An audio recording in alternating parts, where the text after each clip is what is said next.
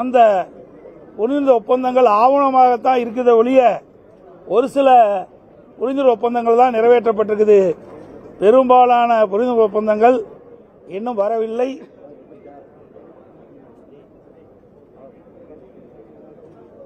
கடந்த 4 ஆண்டுக்கு முன்பு வெளிநாட்டிலிருந்து தொழில் முதலீடு தமிழக 4வது இடத்தில் இருந்தது. தற்போது 6வது இடத்திற்கு தள்ளப்பட்டதாக அந்த அறிக்கையில் தெரிவிச்சிருக்காரு. பெண்கள் பாதுகாப்பு தொடர்பாக அறிக்கை வெளியிட்டிருக்காரு. போக்சோ சட்டத்தில் அதிகமாக இன்றைக்கு தமிழகம் பாதிக்கப்பட்டிருக்கின்றது. சுமார் 55% பாதிக்கப்பட்டதாக சொல்லியிருக்கிறாங்க. பெண்களுடைய பாலியல் தொல்லை 33% பாதிக்கப்பட்டதாக அந்த அறிக்கையில் சுட்டிக்காட்டப்பட்டது. போதைப்பொருள் பரவல் மற்றும் பள்ளி மாணவர்கள் உட்பட்ட இணையர்களிடையே அதிக அளவு இந்த போதைப் பொருளுக்கு அடிமையாகி சுமார் 2000 பேர் இதனால் பாதிக்கப்பட்டு தற்கொலை செய்து கொண்டப்பட்டதாக இந்த அறிக்கையில் தெரிவிச்சிருக்கிறாங்க. பட்டியலின மக்களுக்கு எதிரான வன்கொடுமைகளும் தலித் பெண்கள் மீதான பாலியல் வன்கொடுமையும் அதிகரித்துள்ளது. இதை இந்த அரசு சுட்டிக்காட்டவில்லை என்பதையும் சுட்டிக்காட்டியிருக்கிறார். மாநிலத்தில் ஒரே ஆண்டில் 20,000 பேர் தற்கொலை ஆளாகியிருக்காங்க. இந்த நாள் ஒன்றுக்கு 65 பேர் என்று கணக்கிட்டிருக்கிறாங்க. இந்தியாவிலேயே தற்கொலை அதிகமாக நடந்த மாநிலம் தமிழ்நாடு. அதனால தமிழ்நாட்டை இந்தியாவின் தற்கொலை தலைநகர் என அழைக்கப்படுகின்ற அளவிற்கு தமிழகத்தில் தற்கொலை அதிகரித்திருக்கின்ற சுட்டிக்காட்டியிருக்கிறாங்க. கல்வி தரத்தை பற்றி இங்கே சொல்லியிருக்கின்றார்கள். இன்றைக்கு 50க்கும் மேற்பட்ட பேராசிரியர்கள் பணியிடம் காலியாக இருப்ப சொல்லியிருக்கிறாங்க. அது மட்டும் நான் ஏற்கனவே அடிக்கடி சொல்லிட்டு இருக்கிறேன்.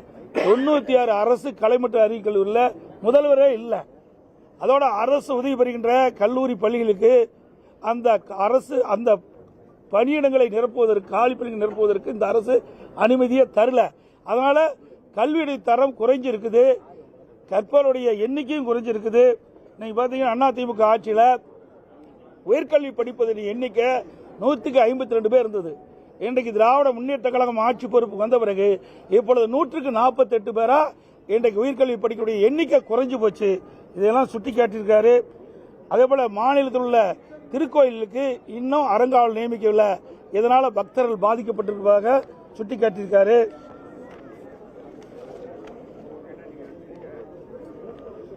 இன்றைக்கு சிறு குறு நடுத்தர தொழில் அதில் தான் எம்எஸ்எம்இ தான் அதிகமான பேருக்கு வேலை வாய்ப்பு கிடைக்கும்.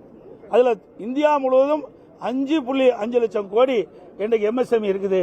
தமிழகத்தில் 40 லட்சம் தான் எம்எஸ்எம்இ இருப்பதாகவும் இதனால தொழில் குறைந்திருக்குது, வேலைவாய்ப்பு குறைந்திருப்பதாகவும் சுட்டிக்காட்டியிருக்கிறாங்க. இன்றைக்கு நமக்கு வர வேண்டிய தொழிற்சாலைகள்லாம் அண்டை மாநிலத்தை சென்று கொண்டிருக்கின்றது. இந்த ஆட்சியினுடைய அலட்சியத்தினால் சுட்டிக்காட்டியிருக்கிறார்.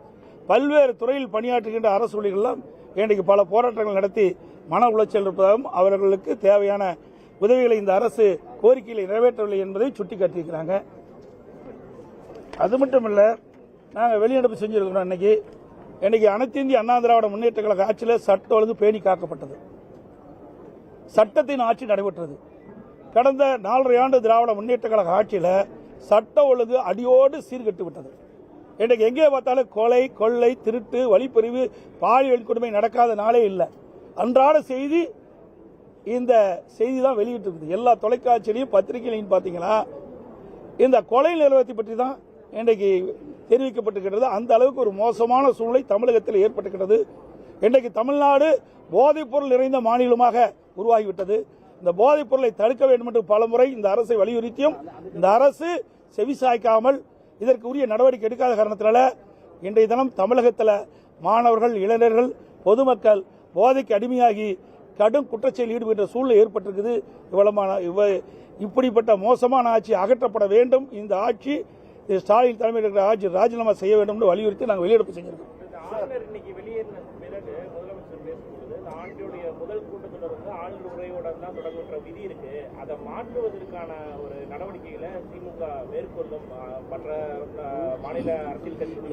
அப்படி இவரே கற்பனை பண்ணிக்கிறாரு. இந்தியாவிலேயே சூப்பர் முதலமைச்சர் சொல்லிட்டு இருக்காரு. இவர் எதுவுமே இது வரைக்கும் நடந்தது கிடையாது. இன்றைக்கு நான் சொன்னதெல்லாம் இன்னைக்கு இந்த கவர்னர் அவர்கள் வெளியிட்டிருக்கிற அறிக்கையில் உண்மைதானே.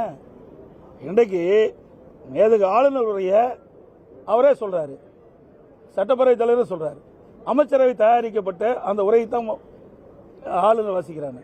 அதில் என்னென்ன தவறு இருக்கு அதை சுட்டி காட்ட வேணும்ல. ஆளுநர் வந்து தவறான செய்தியை வாசிக்க மாட்டாங்கன்னு சொல்றாரு. அவருடைய நியாயம் அதுதான். ஒரு மேதக ஆளுநர் அவர்கள் தமிழகத்தில் நிலவுகின்ற நிலைமையை உண்மைத்தன்மை இருந்தால் தான் அது பேச முடியும். தவறு இருக்கின்ற பொழுது சுட்டி காட்டுகிறார். இந்த அரசு அதை ஏற்றுக்கொள்ள மறுக்குது. அதனாலதான் இப்படிப்பட்ட வெளிப்பாடு. அது மட்டும் இல்ல, ஆளுநரை பற்றி என்ன செய்தி சொல்ல வேண்டுமோ அதையே முன்கூட்டி தயாரித்து வந்து முதலமைச்சர் வந்து அந்த சட்டமன்றத்தில் இன்றைக்கு வந்து தீர்மானமாக கொண்டாடுறார். எப்படி கவர்னர் இப்படி பேசுவார்னு தெரியும். ஆக திட்டமிட்டு இந்த அரசாங்கம் கவர்னர் மீது ஒரு தவறான எண்ணத்தை உருவாக்க வேண்டும் என்ற அடிப்படையில் தான் இன்றைக்கு முதலமைச்சர் அவர்கள் ஒரு அறிக்கையை தயார் பண்ணி தீர்மானமாக கொண்டு வந்து சட்டமன்றத்தில் வாசிச்சிருக்காரு. இன்னொன்று, மேதக ஆளுநர் உரையில் வேற எந்த கருத்து சொல்ல முடியாது. அதுக்கு யாருக்கும் அந்த அது இது கிடையாது. பாரம்பரியமாக நீங்க பார்க்கின்ற பொழுது மரபு அப்படித்தான். மேதக ஆளுநர் உரையில் ஆளுநர் உரை மட்டும்தான் இடம்பெற வேணும். ஆனால் முதலமைச்சர் தன்னுடைய கருத்துக்களை இதில் பதிவு செய்கிறார். இது எந்த விதத்தில் நியாயம்? மரபை மீறிய செயல். கையெழுத்து கொடுத்த உரையில அத சபாநாயகர் வாசிச்சாரு. இப்ப ஆளுநரும் தன்னுடைய விளக்கத்தை வந்து கொடுத்தாரு. இந்த விஷயங்கள்லாம் இந்த அம்சங்கள்லாம் இடம்பெறல. இரண்டுக்குமே வந்து பல்வேறு முரண்கள் இருக்குது. எப்படி புரிஞ்சுக்கணும்? முரண்பாடு இல்ல, உண்மையை கவர்னர் எழுத வேணுங்கிறார். தமிழகத்தில் நடைபெற்ற உண்மை செய்தியே மேதக ஆளுநருடைய இடம்பெறுங்க. நான் படிக்கின்ற பொழுது நீங்க செய்த தவறை சரி என்று நான் படிக்க மாட்டேன், வாசிக்க மாட்டேங்கிறார். இதுதான் பிரச்சனை. நடைபெறுகின்ற சம்பவங்கள் எவ்வளவு நான் சொன்னேன். பாலியல் குற்றங்கள் என்ன நடந்திருக்குது, வேலைவாய்ப்பு இருக்குது, தொழில் முதலீட்ட நீங்க ஒரு தவறான தகவலை புள்ளி விவரத்தை கொடுக்குறீங்க. அந்த புள்ளி விவரத்தை அதை நீங்க தயாரித்து கொடுக்குறீங்க. அதை நான் வாசிக்க வேணுமா? இதை திருத்தி கொடுன்னு தான் சொல்றேன், வாசிக்கலன்னு சொல்லல. தமிழகத்தில் இருக்கின்ற உண்மை நிலையை நீங்க அமைச்சரவையில் அதை வச்சு ஒத்தவடையில் கொடுங்க, நான் அதை நான் வாசிக்கிறேன். இதுதான் சார். இது வந்து சார் இது வந்து ஆளுநர் அவர்கள் வந்து இதுக்கு நம்ம விமர்சனம் செய்வது சரியல்ல. மேதக ஆளுநரை பற்றி விமர்சனம் செய்வது முறையல்ல. நாங்கள் அது செஞ்சதும் கிடையாது, வேண்டாம் சார். அதுதான் நான் சொல்றேன், அதுக்குள்ள நாங்கள் போக விரும்பல. புரியுதுங்களா? எங்களுக்கு வேண்டியது மக்களுடைய பிரச்சனைக்கு தான் நாங்கள் தேர்ந்தெடுத்துக்கிறோம். மக்களுடைய பிரச்சனை பேசுறதுக்கு தான் வந்திருக்கிறோம். நீங்களும் மக்களுடைய பிரச்சனை கேளுங்க, நான் பதில் சொல்றேன். தேவையில்லாத பிரச்சனையை உருவாக்கி டைவர்ட் பண்ணாதீங்க.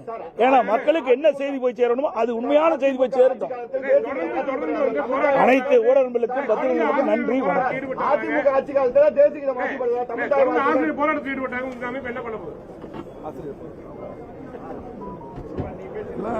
செய்தித்துறை